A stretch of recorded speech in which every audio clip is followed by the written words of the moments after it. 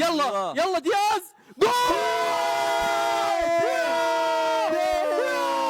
والله دياز. في بطولة كأس الأمم الإفريقية كان منتخب المغرب بينصف أخيرا المنتخبات العربية، بيفوز النهارده على تنزانيا. منتخب المغرب وأسود الأطلس داخلين بعنوان ما تلعبش مع الأسد، يعني ما تفكرش تلعب مع الأسد. الجميع إنه داخل من بداية مشواره في البطولة منتخب ما بيهزرش. طبعا قايمة في منتهى الجمدان اللي في الدنيا، من أول ياسين بونو، فرقة 11 كلهم محترفين في أجمد الفرق الأوروبية ومنها الفرق العربية. تقدر تقول إن حتى الآن بعد اللقاءات اللي شفناها في بطولة كأس الأمم الأفريقية، بغض النظر عن تواضع منتخب تنزانيا، هو المرشح الأول بيزد على اللي احنا شفناه، طبقا للي احنا شفناه والأداء واللي احنا شفناه من كورة. منتخب المغرب داخل ما بيهزرش وما تلعبش مع الأسد. والله دياز، والله دياز، ابراهيم دياز، ديما مغرب دياز.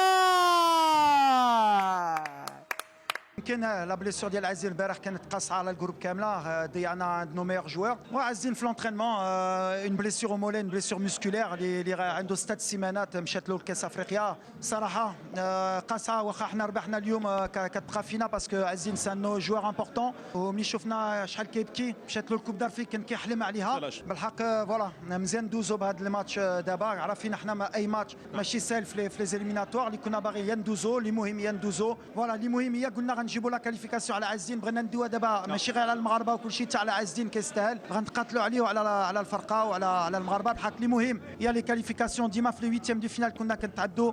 اللي مهم هي اليوم هي دوزنا. يا ساتر يا ساتر، اختبار الاعصاب. اختبار الاعصاب ايه ده؟ غاز الاعصاب ده. كان في كيماوي بيتضرب في الملعب ده. كميه التوتر والتشنج اللي عاشها المشجع المغربي ما عاشهاش في كاس العالم 2022 اساسا. يعني انا واثق ان ما فيش ماتش للمنتخب المغربي في كاس العالم 2022 كان في توتر زي التوتر اللي موجود قصاد تنزانيا. بس والله دي واحده من الماتشات اللي بتقدر فكره ان انت عندك لعيبه تخلص لك العقربه دي كلها. تلاقي ابراهيم دياز كده يقول لك يا باشا هي خربانه مزنقه مخنوقه، حلك عندي، حلك عندي يا قائد. اديني الكوره بس وايه وربنا ييسرها وتخش يا باشا. يلا ارمي، يلا.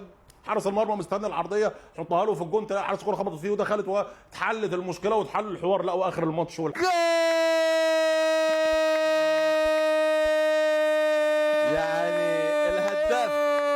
الهداف عن جدارة، الهداف عن جدارة ابراهيم دياز. وحش. رسميا تنتهي المباراة بفوز المغرب، فوز واقعي جدا. المغرب وين نقول الناس المغرب رد بالكم ورد بالكم، تغلطوا نفس اللي غلطناه في تونس. رد بالك تقول لا ونتائج مش مرضية ولاعب مش مرضي. الآن في الأدوار الإقصائية المهم هو الفوز. فوز واقعي للمغرب يحفظوا يخليهم شوية إنرجي للمباراة القادمة اللي قادم هو أصعب. فوز واقعي المهم فزتوا. الاداء ما يهمكش فيه. تونس البارح ب 80% استحواذ على الكره وروحنا.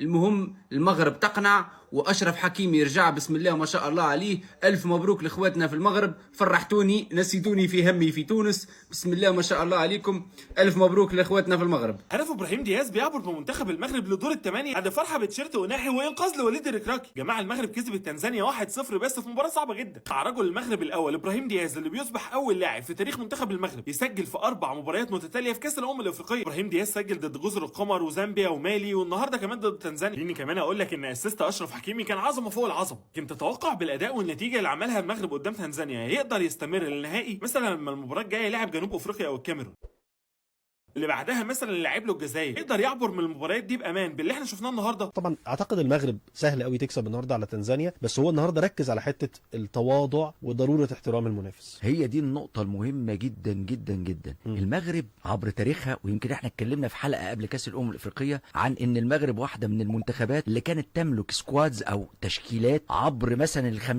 سنه اللي فصلوا من 6 فاكر لما قلت كده طبعا 76 لغايه النهارده. لا ده عندهم مثلا ايه ممكن 4 اجيال، ده كل جيل منهم كان ياخد له 2 كاس يعني هتلاقي المغرب دي عندها يعني عدد كبير جدا. لكن لا يليق بفريق كالمغرب ان هو يبقى كان متالق في على المستوى العالمي في 86 مثلا ويوصل دور تاني، او الفريق افريقيا يوصل للدور الثاني ويطلع اول مجموعه كمان، ويبقى فرقه بتقدم اداء مبهر. هذا الجيل التاريخي يعني للمغرب، وفجاه نلاقيه ما عندوش كاس ازاي؟ المغرب حتى بالاجيال الثقيله دي، وهلمس على اللي قاله الرجراجي اللي انت قلته دلوقتي.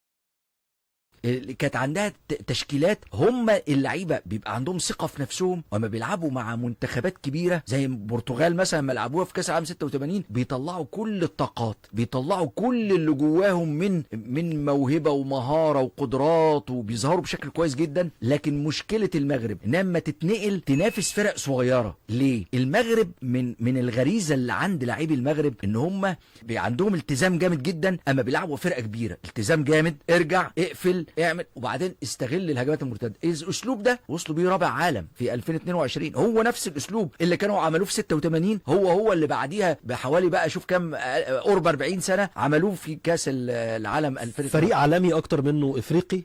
يجي بقى على المستوى الافريقي، هو متعود بيلعب فرقه كبيره، هو اللي متحفظ، وبعدين يروح مستغل قدراته اللي هي دايما قدرات عاليه جدا في النواحي الهجوميه، ويروح مسجل زي ما عملوا مع اسبانيا، زي ما عملوا مع البرتغال في دور الثمانيه كاس العالم، ان هو متحفظ وملتزم جدا. يجي بقى مع فريق افريقي، هو التركيبه بتاعته مطالب ان هو اللي يبادر يعني. يبادر. اول ما يبادر تظهر مشكله كبيره عند المنتخب المغربي، ظهرت المره دي في كاس الامم الافريقيه، اللي هي ايه؟ ان هو يعني بيلعبوا بقى ان هكسب وبتاع وكلام من ده، ففجاه لقى نفسه محطوط في موقف حرج جدا قدام فريق بيلعب بكل قوه وبيلعب بغل جامد ما جدا، بيلاقيش المساحات قصدك الكافيه يعني. راح هو ايه؟ فتح المساحات، اما فتح المساحات كانت المغرب ممكن تخسر. دي المشكله اللي بتقابل المغرب. انت خلي المغرب النهارده مين اقوى فريق في العالم؟ اسبانيا. انا بقول لك ممكن بمنتهى البساطه المغرب تكسب. يواصل المنتخب المغرب تعزيز ثقة الجماهير المغربية بعد تحقيقهم فوزا مستحقا على منتخب تنزانيا في دور ثمن نهائي كأس إفريقيا، ليضمن المنتخب المغربي تأهله إلى الدور ربع النهائي. وجاء هذا الانتصار ليؤكد قوة الأسود بعد بداية غير مقنعة في الكان، مستفيدين من تغييرات تكتيكية وأيضا من عامل الأرض والدعم الكبير للجماهير. وبالتوازي مع النجاح الرياضي، يواصل المغرب حصد الإشادات بسبب التنظيم المحكم للبطولة، والذي اعتبره المتابعين من أفضل النسخ في تاريخ كأس إفريقيا. وبين طموح الملاعب ونجاح التنظيم، يتقدم المنتخب المغربي خطوة أخرى نحو الحلم القاري، وبعزم كبير على مواصلة المشوار والتتويج بلقب الكان على أرضه وبين جماهيره. شاركونا رأيكم من خلال التعليقات.